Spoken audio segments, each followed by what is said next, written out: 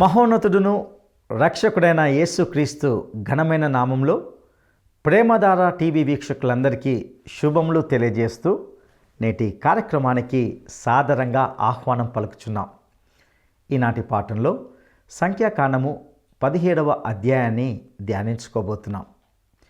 ఇశ్రాయేలీయులందరూ వారి వారి పితరుల కుటుంబం చొప్పున ఒక్కో కర్ర చొప్పున తీసుకోమని యెహోవా మోషేకు ఆజ్ఞాపించాడు. ఎవరి కర్ర మీద వారి పేరు రాయాలని, లేవి కర్ర మీద మాత్రం అహరోను పేరు రాయాలని ఆజ్ఞాపించబడ్డారు. పితరుల కుటుంబ ప్రధానికి ఒకటే కర్ర ఉండాలి. ప్రత్యక్షపు గుడారంలో శాసనములు ఎదుట వాటిని ఉంచాలి. అక్కడ యెహోవా ఎవరిని ఏర్పరచుకుంటాడో అతని కర్ర మాత్రమే చిగురిస్తుంది. మోషే ఒక కుటుంబానికి ఒక్కొక్కటి చొప్పున 12 కర్రలు తెచ్చి ఇచ్చాడు. యెహోవా సన్నిధిని అహరోను కర్ర మాత్రమే చిగురించి పువ్వులు పూచి బాదము పండు కలదైంది.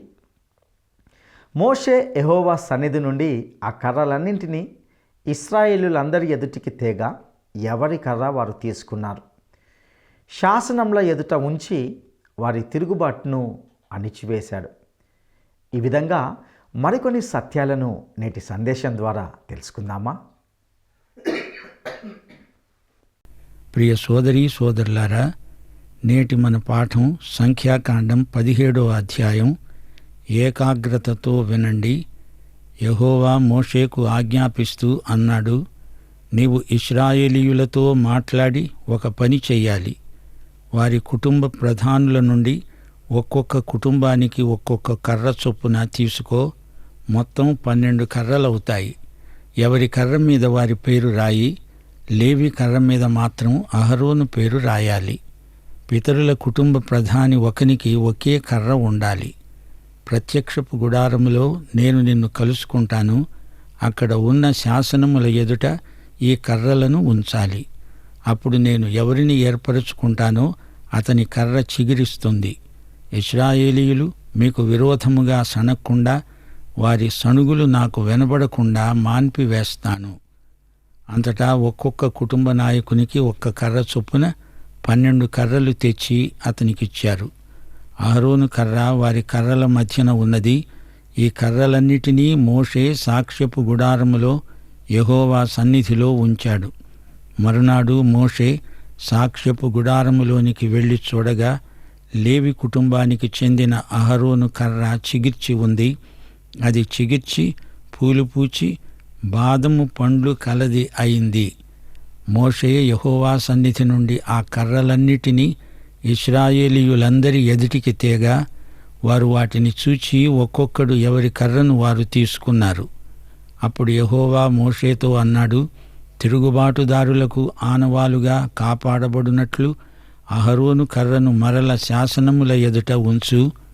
వారు చావకుండా నాకు వినబడకుండా వారి సణుగులను కేవలము అణిచివేసి మాన్పించిన వాడివవుతావు. అంతట మోషే యెహోవా చెప్పినట్లే చేశాడు.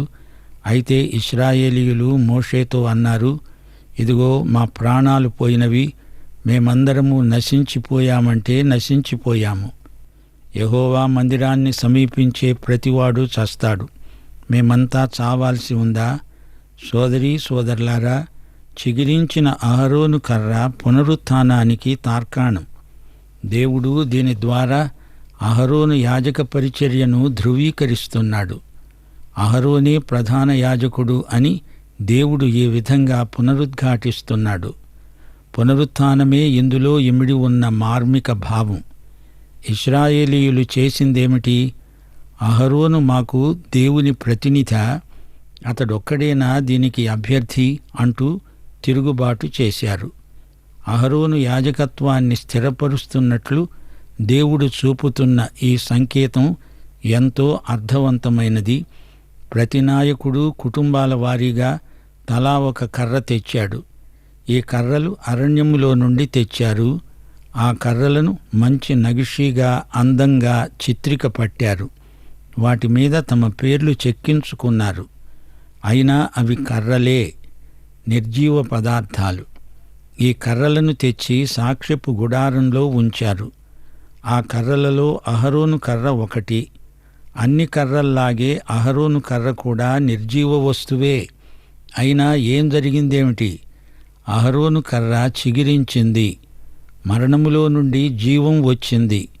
పునరుత్థానము ద్వారా అహరోను యాజకత్వ పరిచర్య స్థిరపరచబడింది.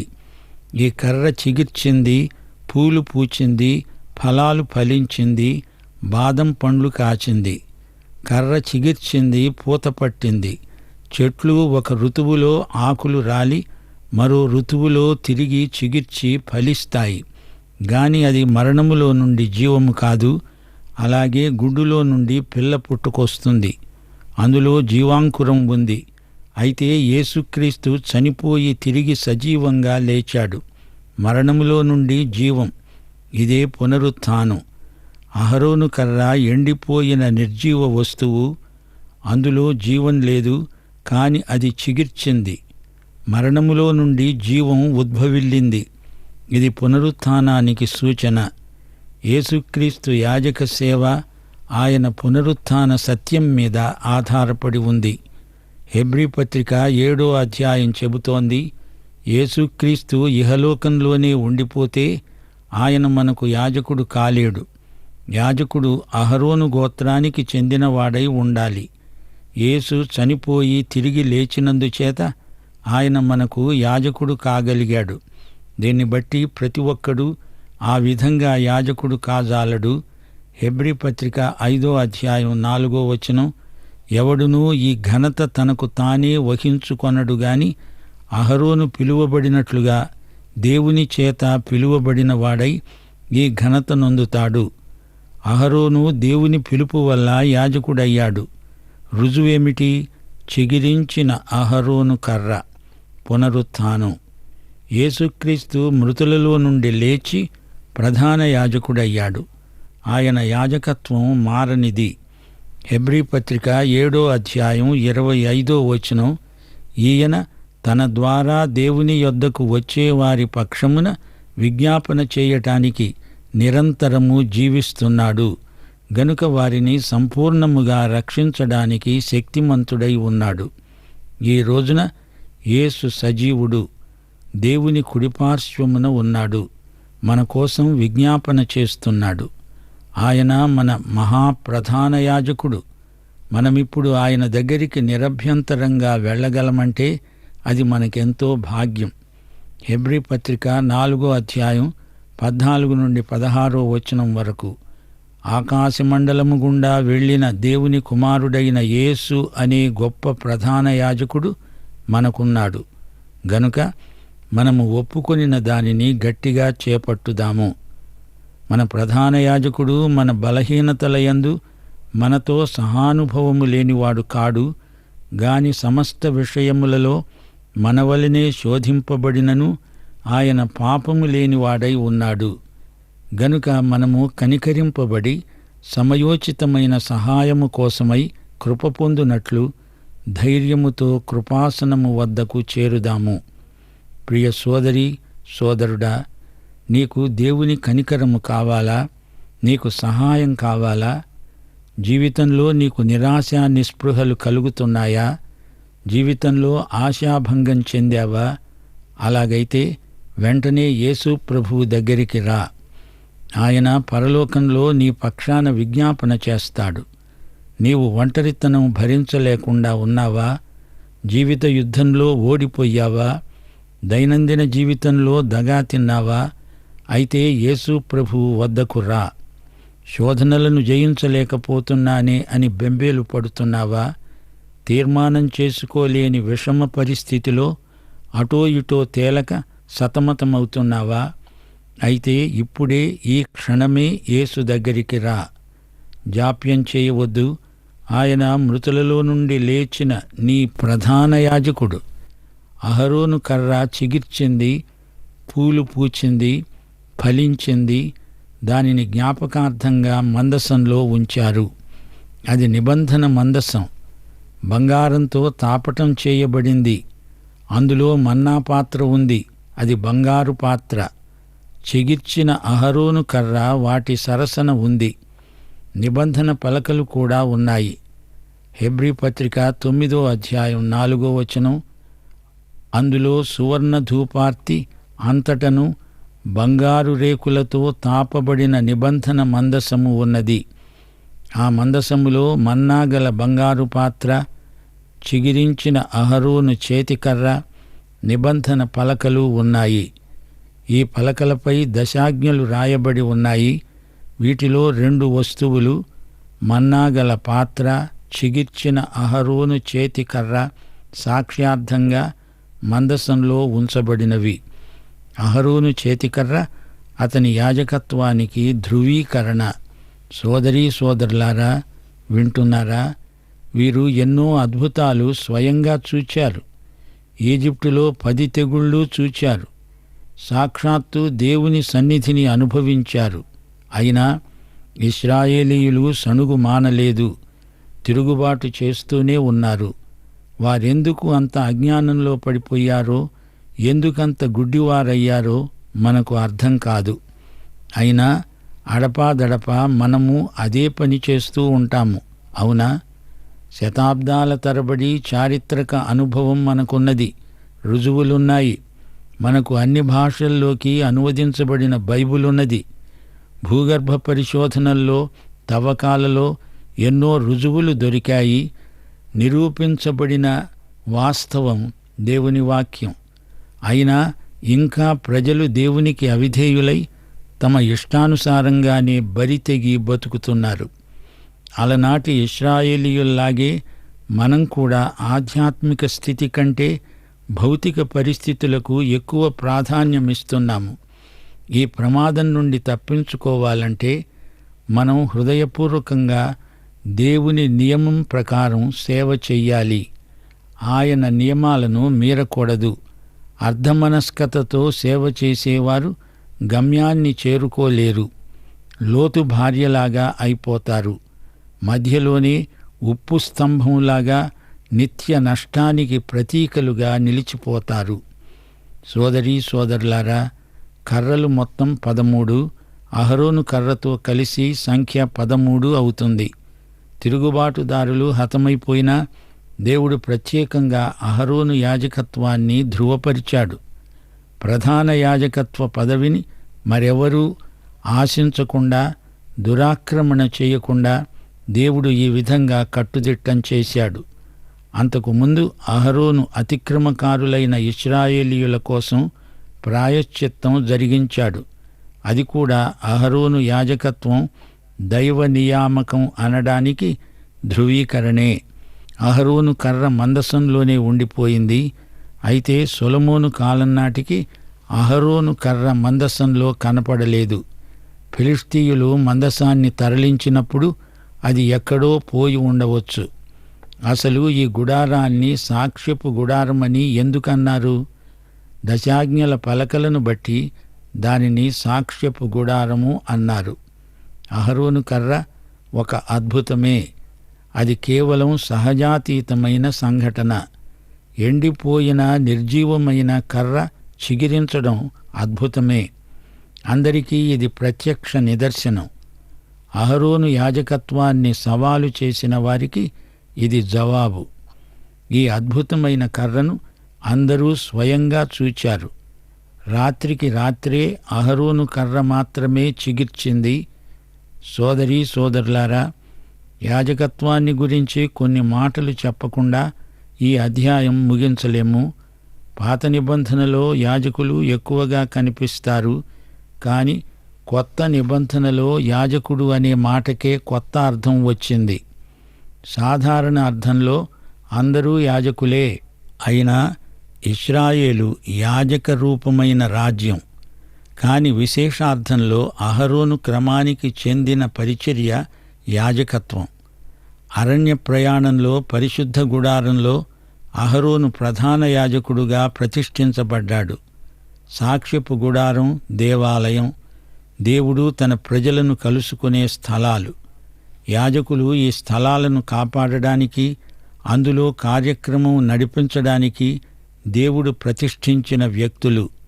యాజకుల దుస్తులు ఆకర్షణీయమైనవి మాత్రమే కాదు, ఎంతో విలువైనవి. వారి దుస్తులను చూస్తే గుడారం జ్ఞాపకం వస్తుంది.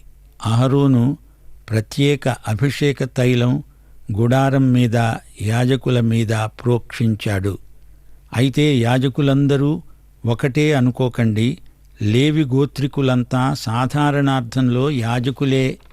లేవి గోత్రికులంతా దేవుని పరిశుద్ధతను వ్యక్తం చేయవలసిన వారే. ప్రతిష్ఠించబడిన యాజకులకు మిగతా లేవీయులందరూ సహాయకులు.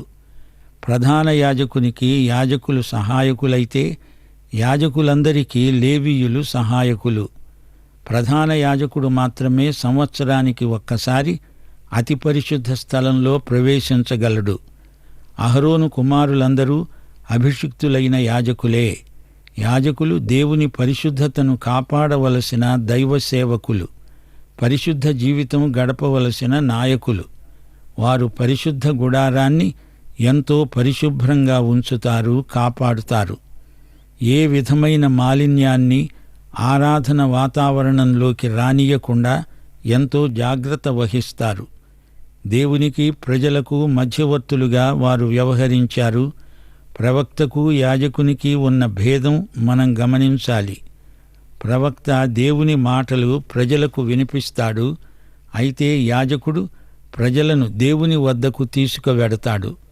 యాజకులు బలులు అర్పిస్తారు. ప్రజల పాపాల నిమిత్తమై విజ్ఞాపనలు చేస్తారు. వీరు మధ్యవర్తులు మాత్రమే కాదు, పరిశుద్ధులై పరిశుద్ధ జీవితమందు ప్రజలకు మాదిరిగా జీవించవలసిన భక్తులు. బలులు అర్పించకుండా పాత నిబంధనలో దేవుని సన్నిధిలోకి రావటం అసాధ్యం. ఈ పరిచర్యలో యాజకులు ప్రధాన పాత్ర వహించారు. ధర్మశాస్త్రమును ప్రజలకు నేర్పవలసిన వారు యాజకులు, లేవీయులే. ప్రజలు దేవుని కట్టడలను గైకొనేటట్లు చూడాల్సింది యాజకులే. ప్రజలు పాపం చేస్తే అది దేవుని పరిశుద్ధతకు అభ్యంతరకరమని యాజకులు ఎల్లప్పుడూ ప్రజలకు బోధించాలి. అది వారి ధర్మం. అయితే పాత నిబంధన యాజకత్వ పరిచర్య అంతా క్రీస్తునందు నెరవేరింది. యేసుక్రీస్తే మన మహాప్రధాన యాజకుడు. ఈయన అహరోను కంటే శ్రేష్ఠుడు. అహరోనులాగా యేసు తన పాపాలను గురించి బలులు అర్పించనక్కర్లేదు. యేసు కేవలము పాపరహితుడు. తన యందు విశ్వాసముంచిన వారందరి కోసం తానే ఏకైక బలిగా శిలువపై రక్తం కార్చాడు. యేసుక్రీస్తు తరువాత దేవుని సంఘమందు ఒక క్రొత్త యాజకత్వం అమలులోకి వచ్చింది. ఇప్పుడు విశ్వాసులందరూ యాజకులే. ఈ యాజకత్వ విధానాన్ని అపుస్తలుడైన పేతురు స్పష్టంగా విశదీకరించాడు.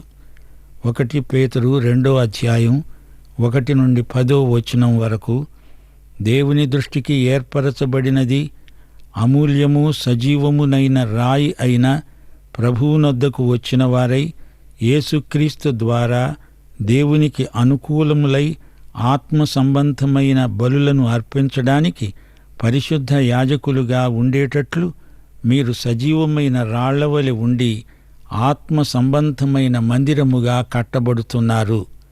ఇదిగో నేను ముఖ్యమును ఏర్పరచబడినదియు అమూల్యము అయిన మూలరాతిని సీయోనులో స్థాపిస్తున్నాను. ఆయన యందు విశ్వాసముంచేవాడు ఏమాత్రము సిగ్గుపడడు అనే మాట లేఖనమందు రాయబడి ఉన్నది. విశ్వసిస్తున్న మీకు ఆయన అమూల్యమైన వాడు. విశ్వసింపని వారికైతే ఇల్లు కట్టేవారు ఏ రాతిని నిషేధించారో అదే మూలకు తలరాయి అయింది. అది అడ్డురాయి, అడ్డుబండ అయింది. కట్టేవారు వాక్యానికి అవిధేయులై తొట్టిల్లుతున్నారు. దానికే వారు నియమించబడ్డారు. అయితే మీరు చీకటిలో నుండి ఆశ్చర్యకరమైన తన వెలుగులోనికి మిమ్ములను పిలిచిన వాని గుణాతిశయములను ప్రచురము చేసే నిమిత్తము ఏర్పరచబడిన వంశము, రాజులైన యాజక సమూహము, పరిశుద్ధ జనము, దేవుని సొత్తయిన ప్రజలు అయి ఉన్నారు. పాఠం ఇంతటితో సమాప్తం. ప్రియ సోదరీ సోదరులారా, ఒక్క క్షణకాలం ఆలోచించండి. యేసు ప్రభు మన కోసమే ఈ లోకానికి 2000 సంవత్సరాల క్రిందట వచ్చాడు. మన కోసమే ఆయన ఎన్నో శ్రమలు అనుభవించాడు. మన మధ్య సంచరించాడు. మనకు ఎన్నో మేళ్లు చేశాడు. చిట్ట చివరకు ఆయన శిలువ మీద తన అమూల్య రక్తం మన కోసమే కార్చాడు. ఎందుకు ఆయన చనిపోయాడు? ఎందుకు ఆయన తిరిగి లేచాడు? దీనికి ఒకే ఒక జవాబు ఉన్నది. ఆయన మనల్ని రక్షించాలని, మనకు ఆయన ప్రభువై ఉండాలని ఆయన కోరిక. ఆయన మనలో ప్రతి ఒక్కరికి ప్రభువు. ఆయనకు చెంది ఉన్నాము. మనము ఆయనకు అప్పగించుకోవాలి. మన జీవమును, ఆత్మను ఆయనకే సమర్పించుకోవాలి. రోమాపత్రిక 12వ అధ్యాయంలో మొదటి 2 వచనాలు మరి ఒకసారి జ్ఞాపకం చేసుకోండి.